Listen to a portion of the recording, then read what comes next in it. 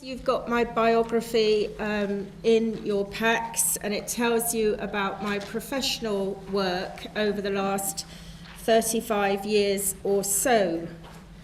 But I bring all of those experiences to share today alongside powerful experience that I've had as an individual in dealing with professionals, as a mother, as a partner, as a daughter, as a member of a wider family. My own personal experiences reflect the need for making safeguarding personal for me, possibly more powerfully than anything else that I have experienced in my working career.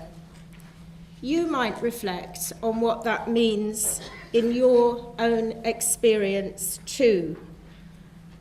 And I really do mean that. Really think about some of the experiences that you have had, maybe as an individual or a family, when you've come into contact with professionals, and how you have felt and how you have been dealt with, or how members of your family have felt. Because that is what we're really here to talk about today. How people feel, how people experience what it is that we do in our jobs.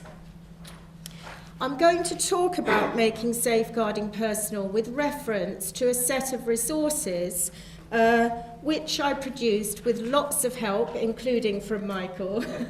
It was quite a painful experience. And really drawing very much on the conversations that I had with a range of people from a range of sectors in trying to really tease out what we really must do, what we need to pay attention to do in making safeguarding personal. So I want to begin with a case study. I want to begin with a real person, a man from Dudley.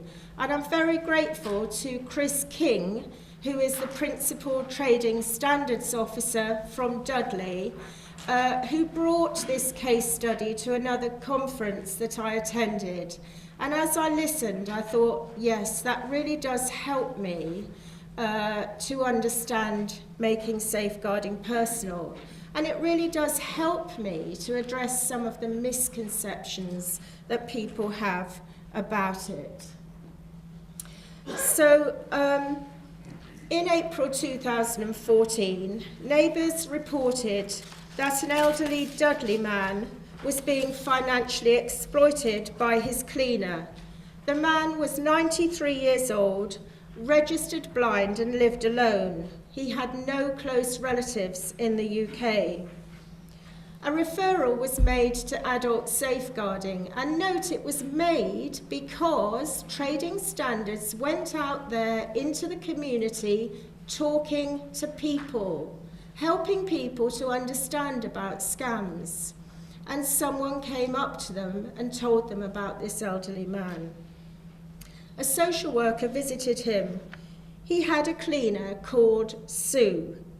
And whilst the social worker was present, Sue telephoned the man and was heard to tell him to be careful what he said.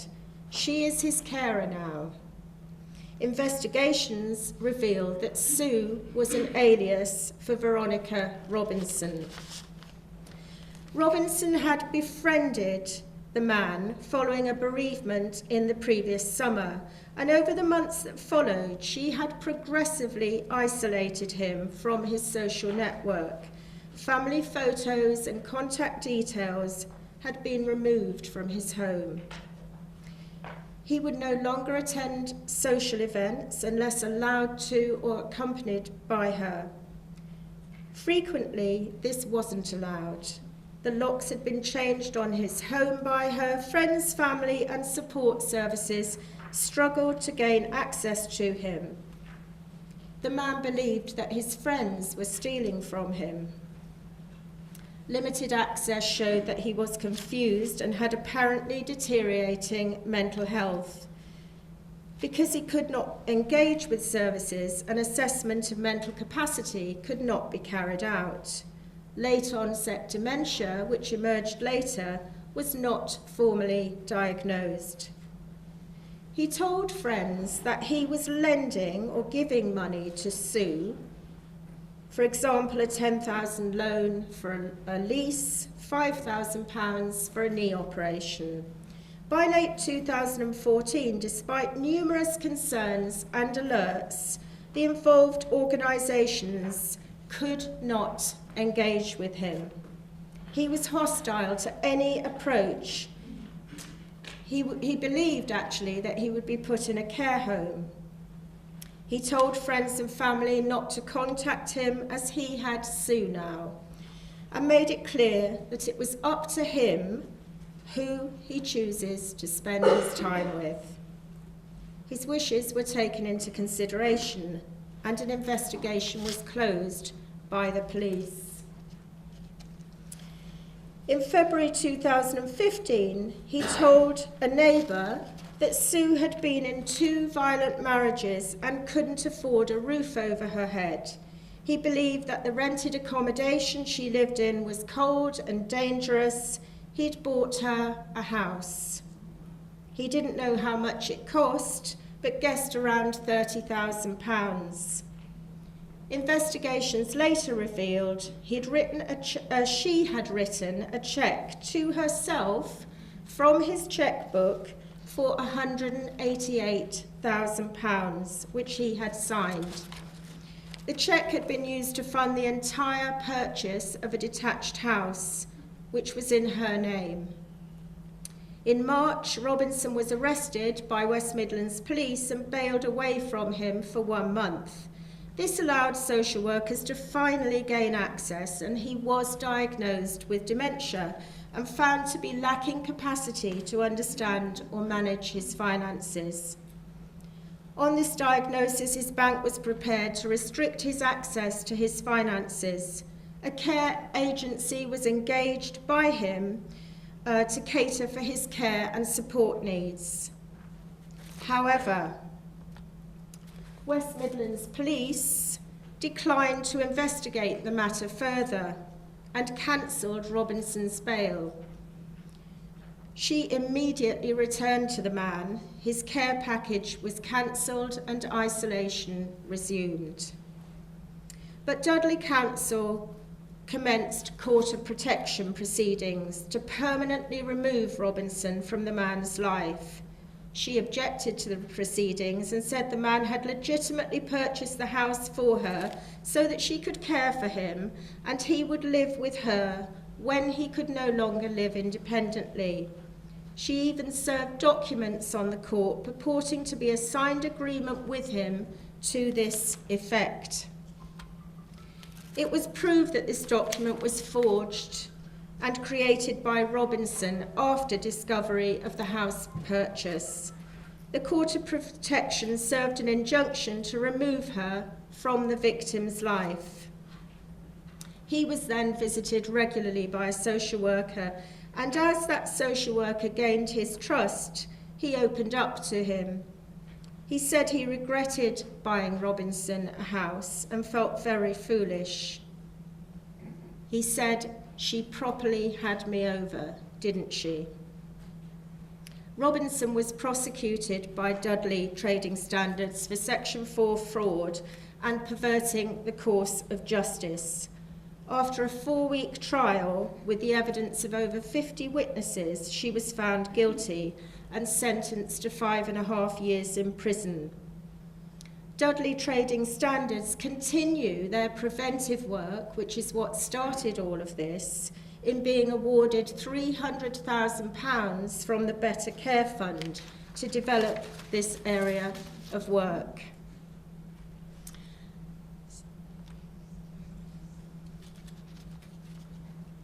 So this has highlighted a number of issues that feature in the essential steps for making safeguarding personal in those recently published resources. Making safeguarding personal is about building a picture of the individual and of their circumstances and what motivates them through multi-agency cooperation, and then working together to find a solution that is possible in the circumstances. It's all about tenacity in these sort of situations. All keep offering their involvement and seek to create opportunities for the individual to speak with someone without the perpetrator present, keeping alongside the person until they can realise the truth in the situation. And I'll just interject there with another example that I heard from a Croydon Safeguarding Adults lead about someone who had fallen victim to scams in a very big way. And that Safeguarding Adults lead said, we have to look for that tiny gap in that person's armour. And he said, for this man who was so under the influence of the scammers that he actually had photos of them in his house, like family members. And he said the gap in the armour was that they rang in the middle of the night, and he hated that. He hated being woken up.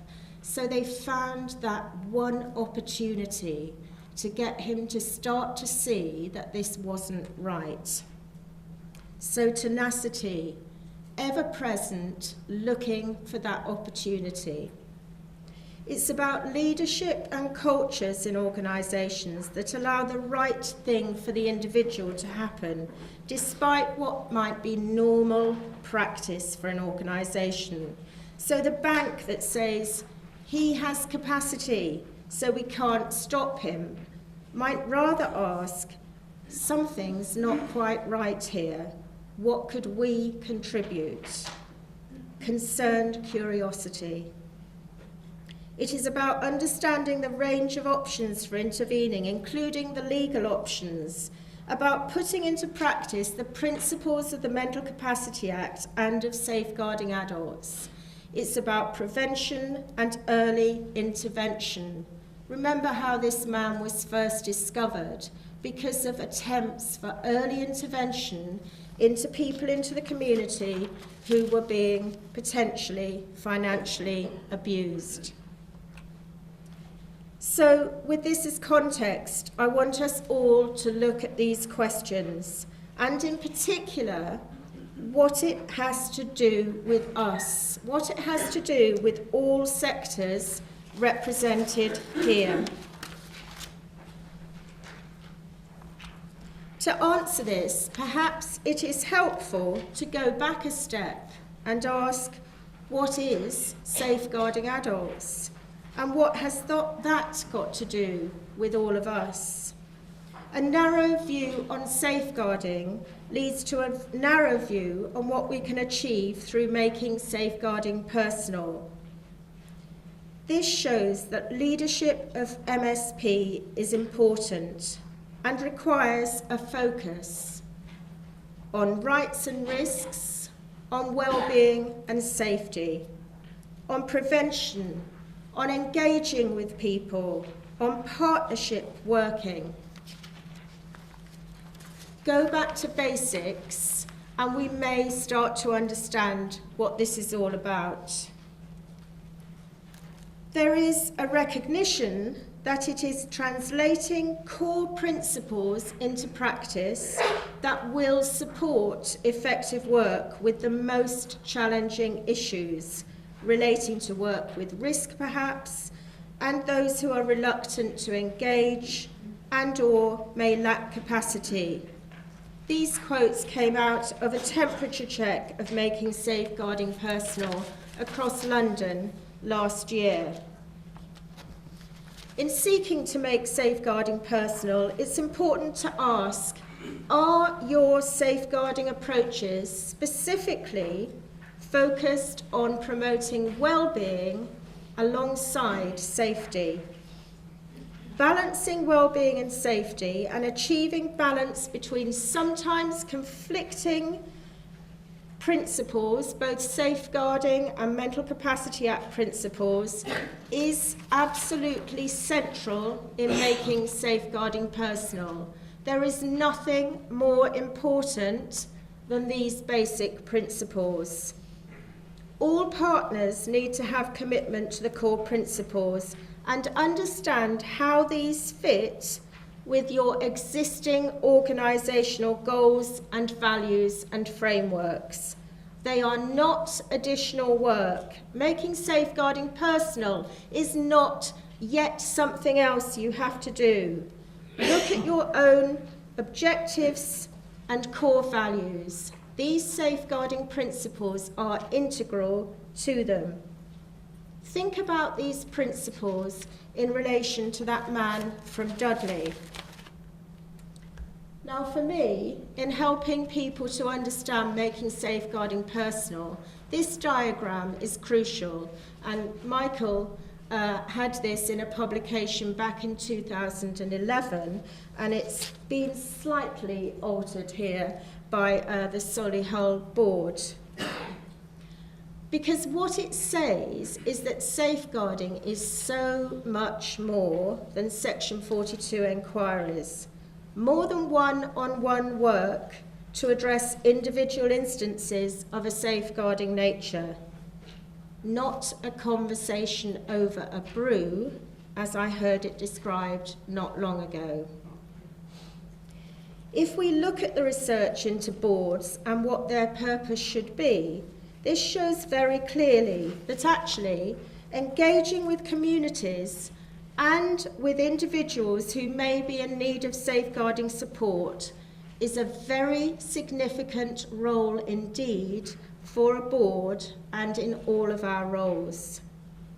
Supporting involvement of service users in individual circumstances and as part of the work of the board, supporting engagement with communities is crucial to empowering people and communities to be more resilient so that they begin to understand and manage risks themselves, as well as knowing where to go for support. Enabling communities to tell us what the key safeguarding concerns are for them so that we can better identify individuals who are made vulnerable by their circumstances. And those of you in the housing sector, you're really good at that. You do a lot of that. As professionals, we need people to tell our organisations and our board what we need to focus on in order to reduce the harm that they know exists for certain groups. We need to engage so that people trust and confide in us about what's going on in their lives and what they want to happen to give them a sense both of well-being and of safety. We know, for example, that what people, often relatives of service users, have told us in the course of a range of safeguarding adults reviews, when things have gone badly wrong and often someone has died, what they tell us often gets right to the heart of what needs to be put right. Those insights are crucial for boards to act upon. This is all part of safeguarding, and making safeguarding personal supports effectiveness, engaging people, involving people at all levels in what we do to inform effective prevention as well as protection of both safety and well-being. It bothers me a bit that this definition in the statutory guidance of making safeguarding personal may imply that it's an individual practitioner to individual thing, and lead us to put boundaries around efforts to make safeguarding personal, boundaries that limit that potential. For some, I think this narrower interpretation has been the case and has limited our understanding. It is the intervention and its context that facilitate outcomes for people. That context is hugely important. It isn't at all just about conversations that individual practitioners have. MSP requires a shift in culture and leadership within and across organisations. User involvement, as well as engagement with communities, can support the development of that culture shift. Leadership needs to make making safeguarding personal a core objective and have in place core principles and values that actually support that on the ground. Leadership that truly believes in those core values and principles, and these are lived out. So it isn't just a thing in our heads, something academic. It's something that we truly believe in from the heart. And I wish that Chris King from Dudley, the Trading Standards lead, could be here, because you would see how much what he did came from his heart as well as his head. Leadership needs to believe that engaging with people and staff, empowering them to tell us what works and doesn't work, and acting on that is the way forward for safeguarding that works best. So let me just pause to illustrate what I mean here.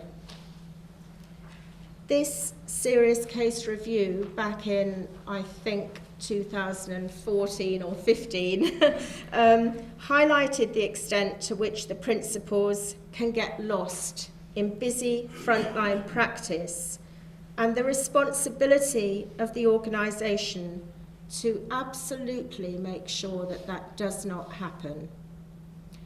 This woman was described by a neighbour in terms of it was as if the sofa was a part of her. She never moved from her sofa. She had care going in for 3 times every day. She had social work involvement and involvement from other professionals. Look at the description of her when she arrived in hospital. Emaciated, covered in faeces, stuck all over the lower part of her body. It must have been there for months. Her body was badly contracted. She looked like she had been in that position for a very long time. We tried to move her arms and legs to expose the sores, but her joints were locked. She had 14 pressure ulcers, 9 of them grade 4. And 3 times a day, care was going in. So think about that alongside the organisational values of the care agency.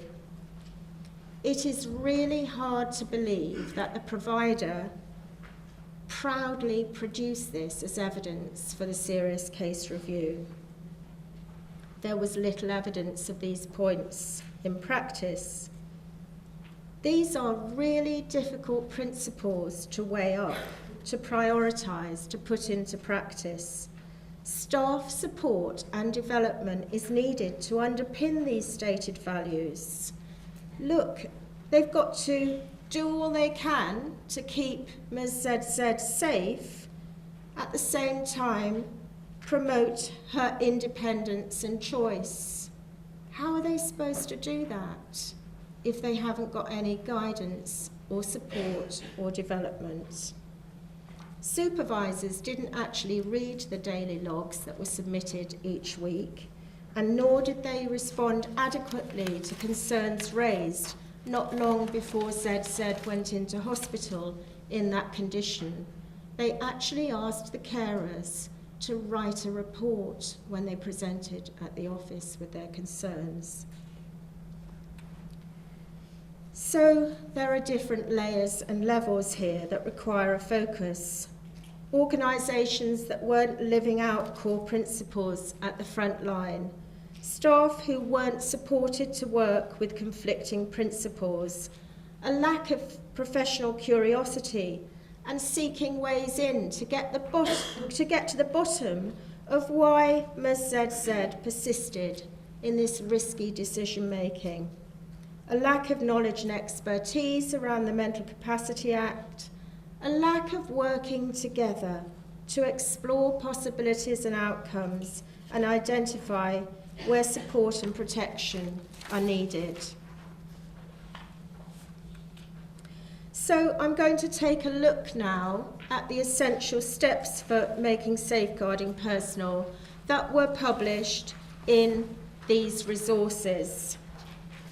I hope that you'll connect with the situations I've outlined, Ms. ZZ and the man from Dudley, and the issues that I've highlighted in respect of them as we look at the essential steps for making safeguarding personal.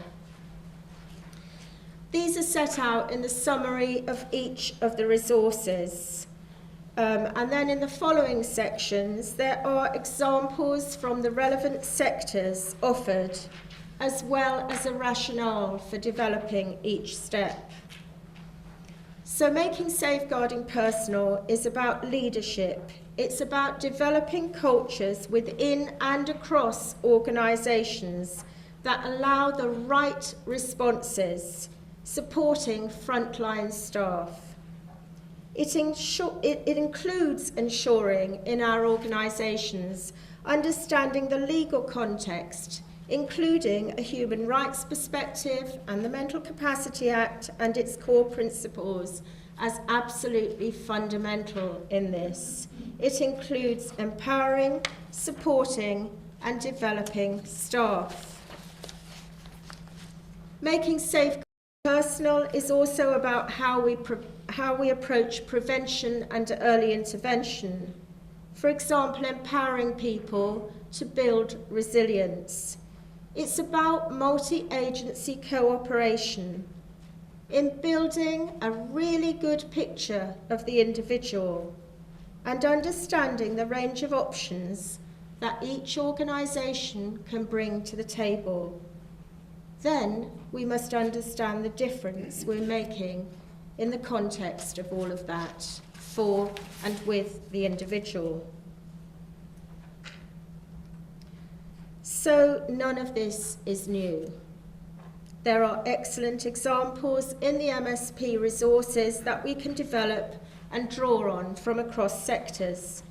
The links between essential steps for making safeguarding personal and existing frameworks are outlined in particular in the resources that are called What Good Looks Like for the police, for health and social care commissioners and providers, for the advocacy sector. They link to existing best practice in the housing sector. They link to regulatory frameworks.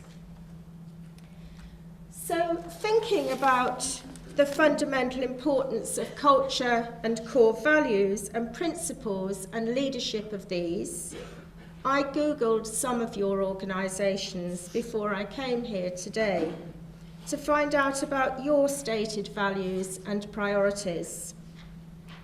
Publicly stating these in a prominent and transparent way is important in establishing the culture of your organisation.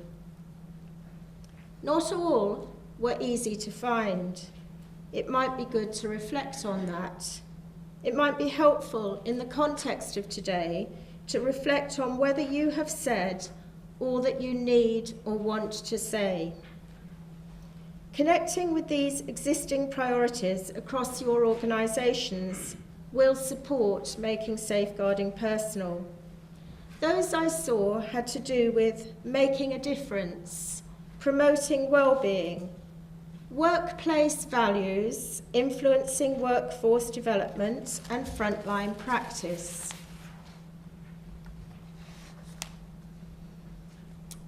The bit at the bottom there from Lewisham and Greenwich NHS Trust really resonates, doesn't it, around the Ms. ZZ case study.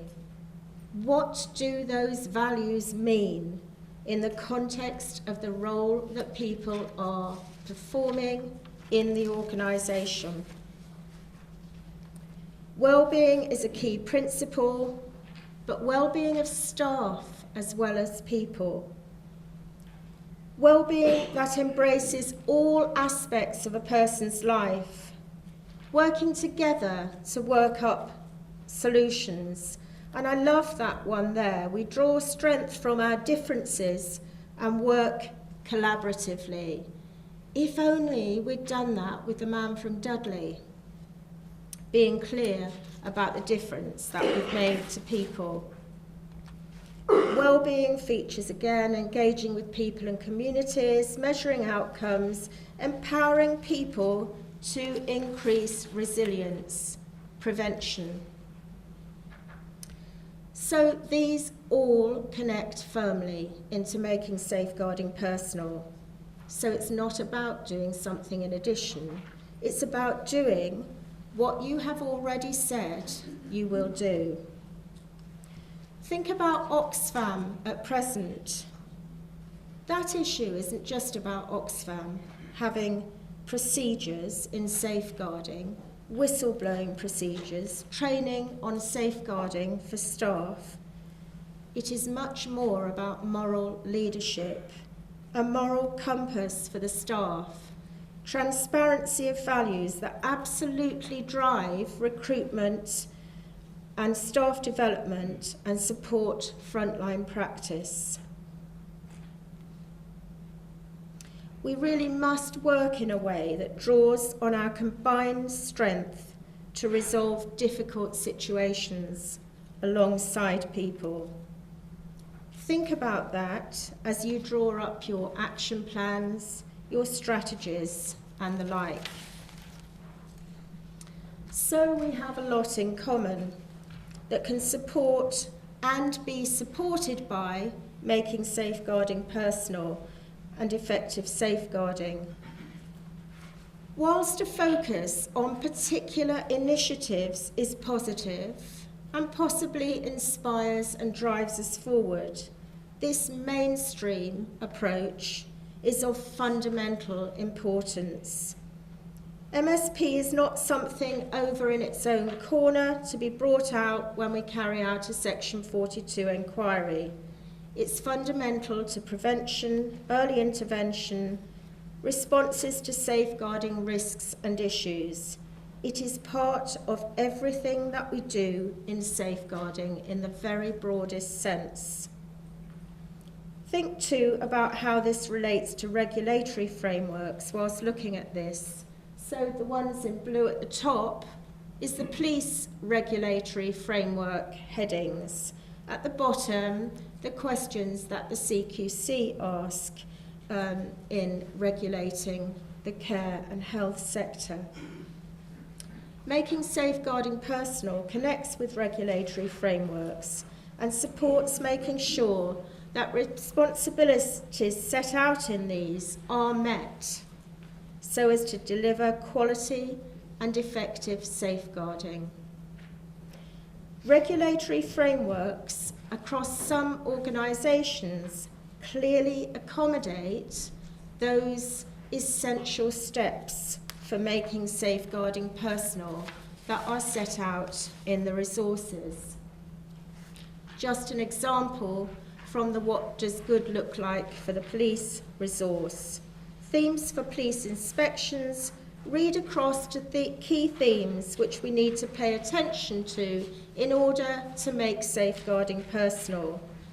There are clear opportunities to distill the key messages from police inspection findings and to link those into core messages for the support and development of generic frontline staff in safeguarding adults. Now, those lines are not clearly drawn in police inspection reports at present, but it doesn't stop us making those connections, using them to help develop staff. I really would commend to you the police HMIC FRS inspection report on modern slavery that came out late last year, because the things that it draws to our attention are actually things that if we were to do them all of the time, in all frontline practice, would really help. Turning to commissioners and providers in health and social care, for a number of service providers I've spoken to, safeguarding is for them only about the safe question. Looking at all 5 areas is essential to promoting practicing MSP and measuring how well we're doing in MSP. Relate this again to the essential steps for making safeguarding personal. They help in addressing these questions. And you'll find in that Commissioner and Provider resource a whole range of examples of how actions of outstanding providers under each of those 5 questions can promote, uphold, develop, making safeguarding personal. And you'll find in that resource a table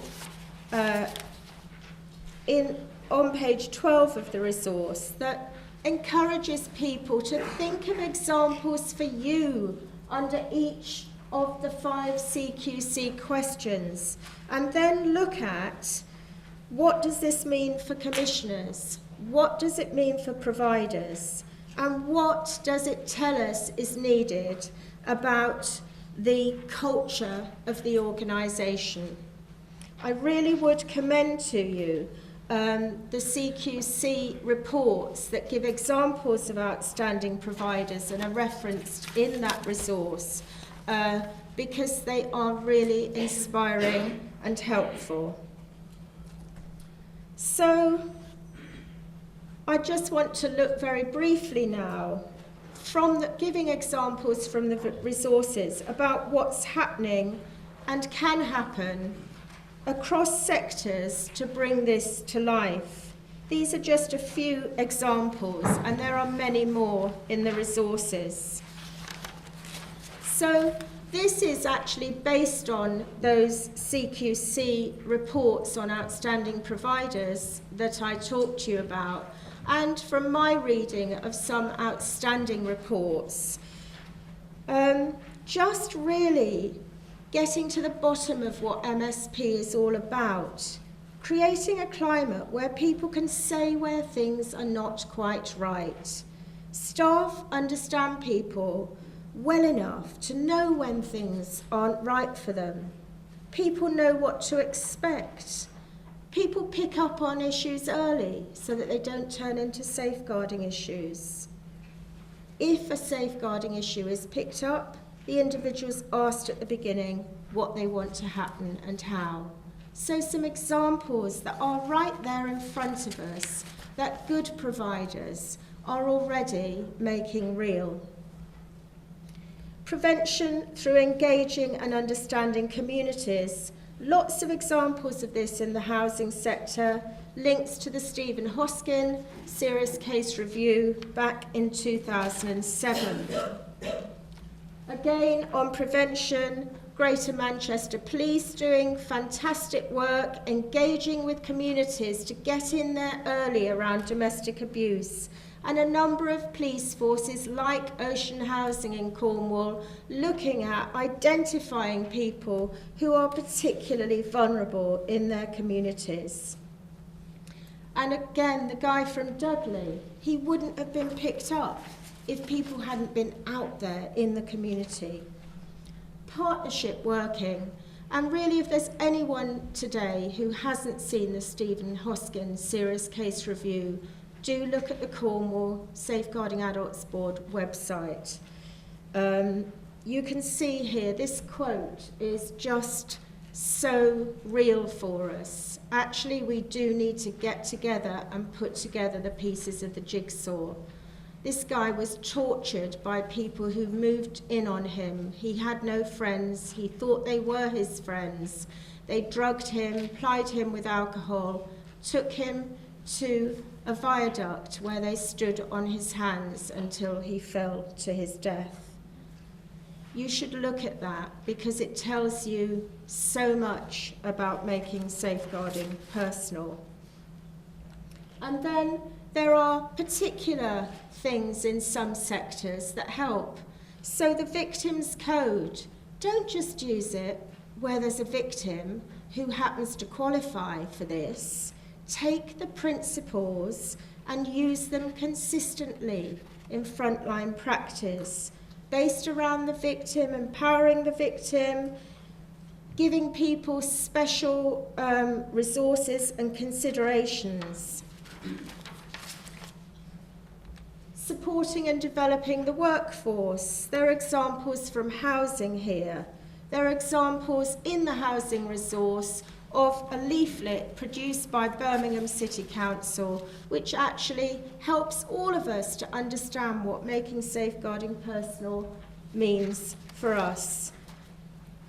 And housing, working alongside social workers to help housing staff understand the principles of the Mental Capacity Act. And then lastly, the advocacy resource, understanding the difference we make. So actually, how do we measure success with advocacy? In fact, what is advocacy and what are we commissioning? And are we commissioning the right thing? So just to finish, what would you prioritise from those essential steps in making safeguarding personal?